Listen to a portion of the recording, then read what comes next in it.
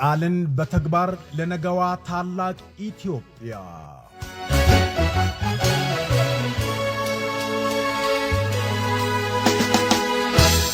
ጤና ይስጥልን።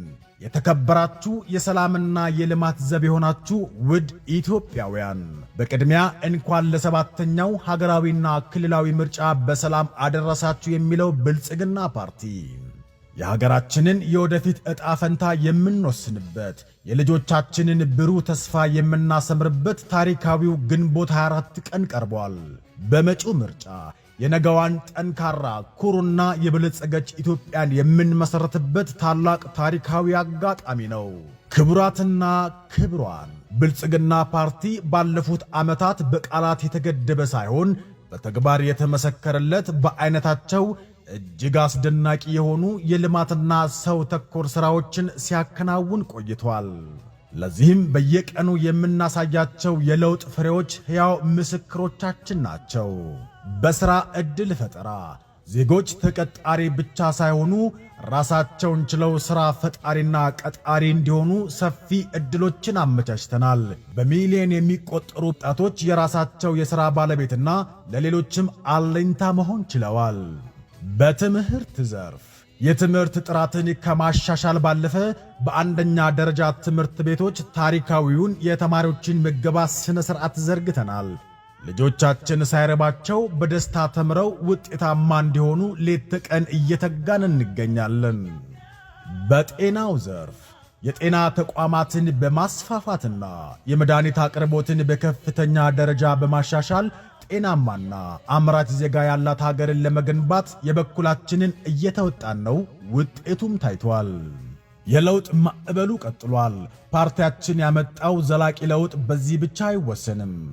በመሰረተ ልማት የከተማና የገጠር መንገዶቻችንን በማስፋትና ደረጃቸውን በማዘመን የትራፊክ ፍሰቱን አቀላጥፈናል። የዜጎችን ሕይወትና ንብረት ከአደጋ ታድገናል። በአረንጓዴ አሻራ የተበከሉ ወንዞችንና አካባቢዎችን በማጽዳትና በማስዋብ ኢትዮጵያን የአረንጓዴ አሻራ ተምሳሌት አድርገናታል። በቢሊዮን የሚቆጠሩ ችግኞችን በመትከል ሀገራችንን የአፍሪካ ሳምባ ለማድረግ በሠራነው ሥራ የኢትዮጵያን ስም በዓለም አደባባይ ከፍ አድርጎታል። በቤት ግንባታ በመቶ ሺዎች የሚቆጠሩ ዘመናዊ ቤቶችን በጥራት አጠናቀን ለዜጎች አስረክበናል። በቀጣይም በሚሊዮን የሚቆጠሩ ቤቶችን በመገንባት የቤት ችግርን ለመቀነስ በትጋት በመስራት ላይ እንገኛለን።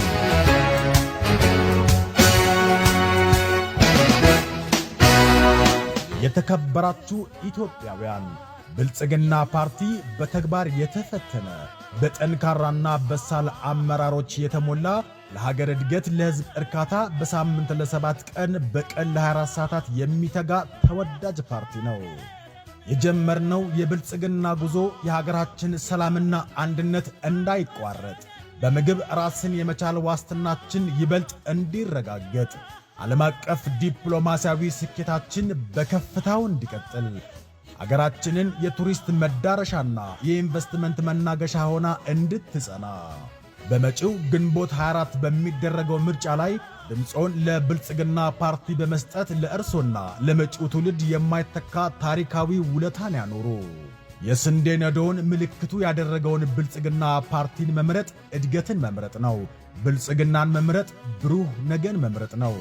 በጊዜ የለንም ወኔ ተነሳስተን ቃልን በተግባር እንዳሳየን ሁሉ አሁን ደግሞ ኢትዮጵያን ተምሳሌት ሀገርን ለማድረግ የእርሶን ውሳኔ እየጠበቅን ነው።